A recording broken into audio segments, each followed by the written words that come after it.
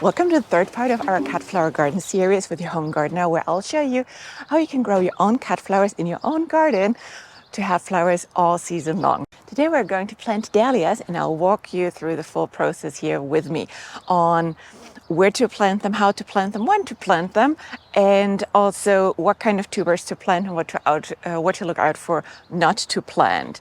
So let's get going.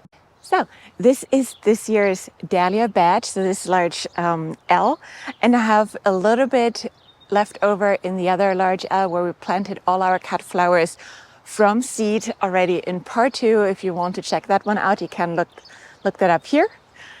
And you can watch also part 1 if you want to know how I prepared it with the netting and everything. So it's really ready to go. The nice thing with the netting on the ground, that will help us with the spacing.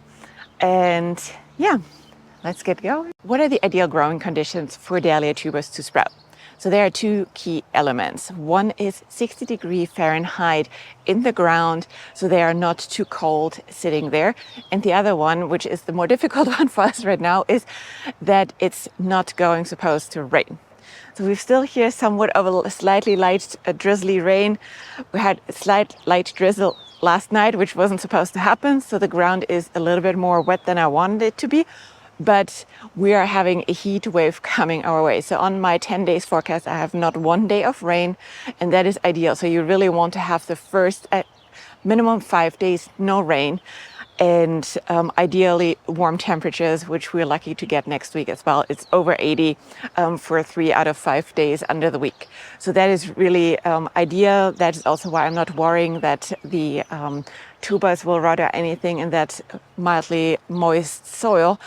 But I also know it's going to dry out fast, and I have really well-drained, slightly raised bed cut flower beds here. So that always helps with getting the additional water out as well. Let's look quickly on what a tuber needs to have to really get successful growing once planted.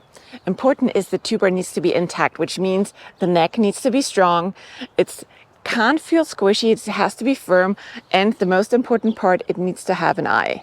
So this over here is a beautiful example.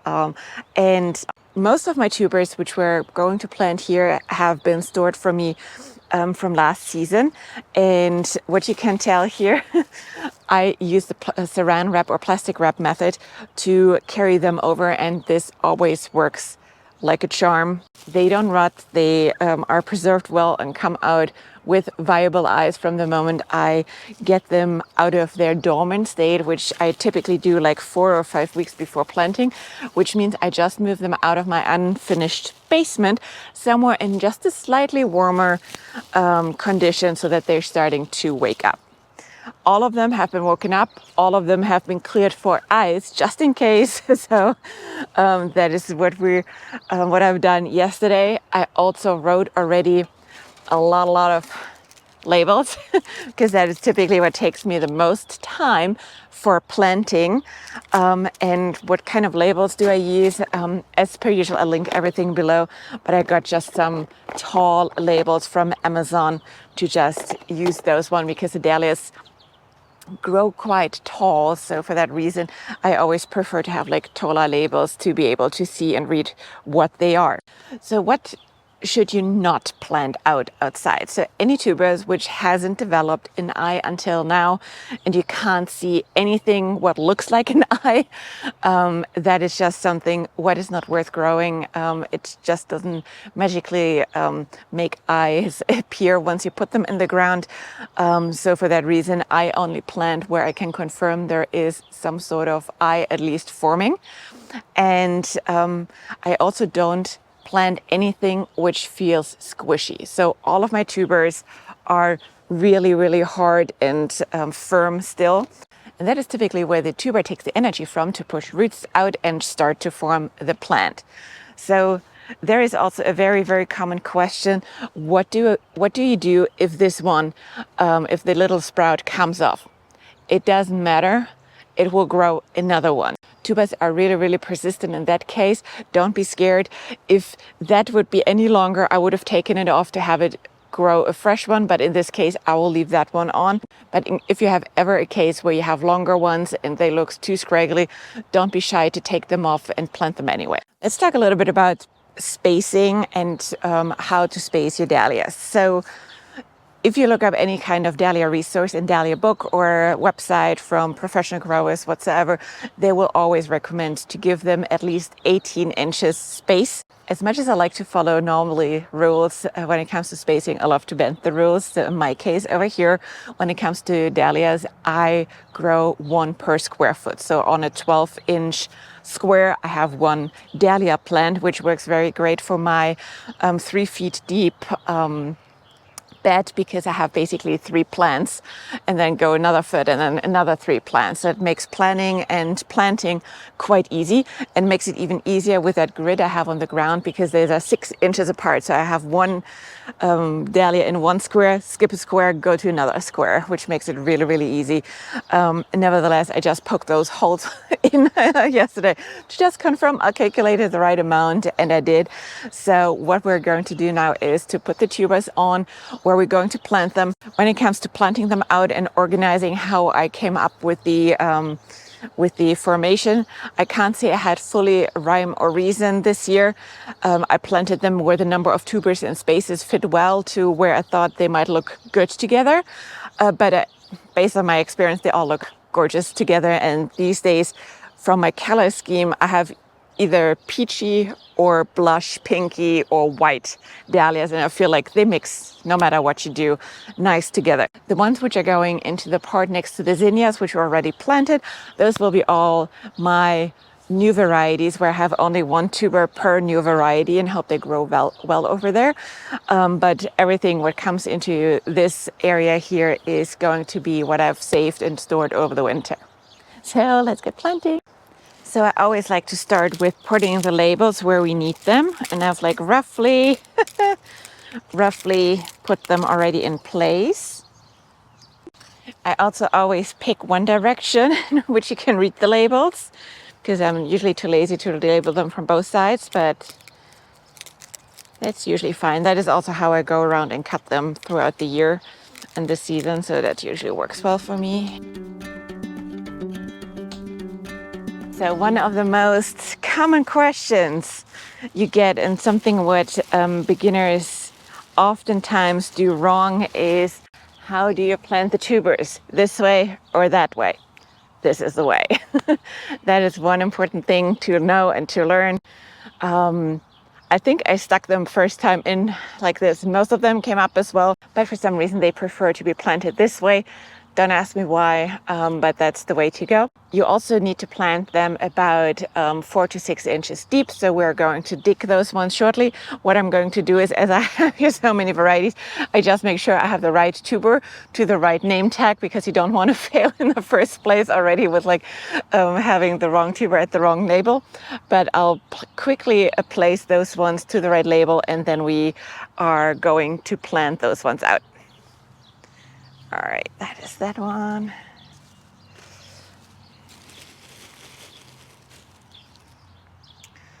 This is that one. Oh, and I have found a beautiful example of a tuber which is no good. It's squishy. Doesn't have an eye. I'm not going to tell you where I bought it, but it was like, unfortunately, $35, which I'm not getting back. It's a bummer, but it can also happen. So the tubers I get from Dahlia Shed are always gorgeous, so they are perfect. And then my other favorite dahlia tuber provider and also hybridizer is Cozy Town Flowers. You know already that I'm a big fan, as if you have been following me anytime lately. Yeah, so I'm really excited. I got a lot of her great ones, and all of her tubers are really amazing. They store well, nicely labeled, super easy to plant, nice to identify. And yeah, I can't wait to have more of them next year. I typically plant them somewhere close to my irrigation lines, because they're also nicely spaced. That is always also a good guidance. And then just dig a little hole. And you can see here, even though we had a lot of rain just 3 days ago, it's like moist, but it's not soggy. So I don't think I would have planted them out if I would have found now soggy soil or so, but that is in a good condition. And again, it is going to be a lot warmer in the next few days, so that will dry out even further. So I dig here just a hole, 4 to 6 inches deep, horizontally, put it up, and wish them good luck. Another thing what I do as well is, so I have this flexible irrigation system, and I might turn irrigation on before they come up. So I'll close this one here down so it's shut, so no water can come to this tuber while it's sprouting. That is one more important fact. You do not water them in, and you do not water them while they grow. You just start to water them once they peek through the ground. They have everything stored in the tuber what they need to grow. All right. The only important part for me then is to remember to also turn those ones on again later as they come. That's like, yeah, but you'll see quickly where water isn't coming out of it. So yeah, let's do the next one here.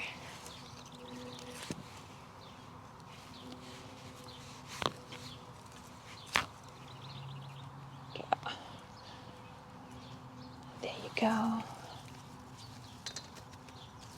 and wish them good luck. I can highly recommend this garden answer kneeling pad. It's so good and so cushy and so soft. I really love it. One other thing which you might see with other people is that some folks put like blood meal or some kind of fertilizer in the ground when they plant the tuber. I haven't found that necessary, so I typically literally just plant them like this and they're good to go and come up in typically like 7 to 10 days for me.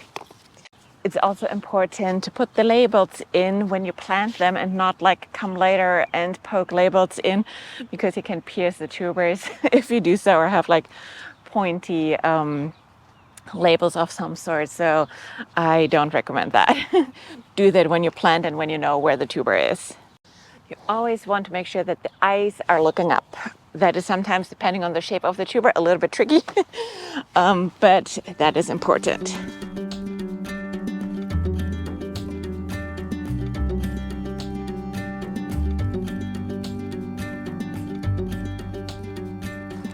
First section done. Now we're going on to the next section. So I always have to double check my planting plan as well here, because that's what I typically do. So just to see, so Blizzards, Bloomquist Compare, Cozy Town K. All right, so I'll do the same probably in sections, just working myself through here, pointing them out. And oh, I got to show you something quickly as well. Do you see those two ones? Those are overwinter dahlias. That one, I think for the second time, not sure what the varieties are. I will be able to tell when we're done and when they're blooming. But everyone who's so persistent with life gets a second chance. So we'll see what they are. Now I'll plant around them. But yeah, and you can see how tall this one is already. That one stuck through our cold days like 3 weeks ago. It was already out and just kept growing. And just as quick explanation, with our zone 6 here in Attleboro, Massachusetts, they should not overwinter. Winters should be too cold for them to stay in the ground, but they made it, and I have actually one more in my perennial garden bed, which I planted last year, which made it as well. So it's kind of wild. Whenever I have only 3 of the same variety in one group, I only have one label for that.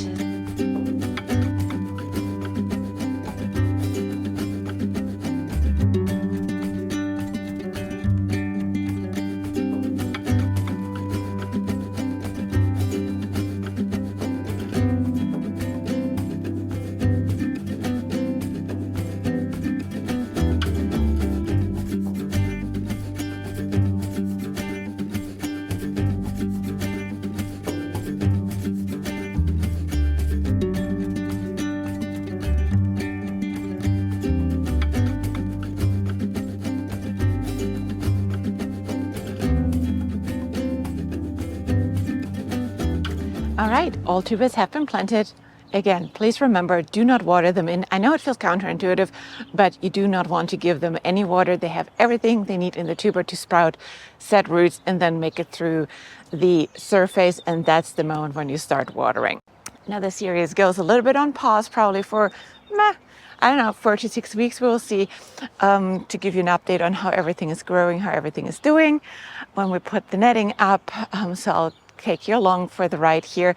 And if you have any questions, please feel free to leave them in the comments. I always love to answer any type of questions and chat with you in the comment field. Otherwise, subscribe and watch another video. Thank you.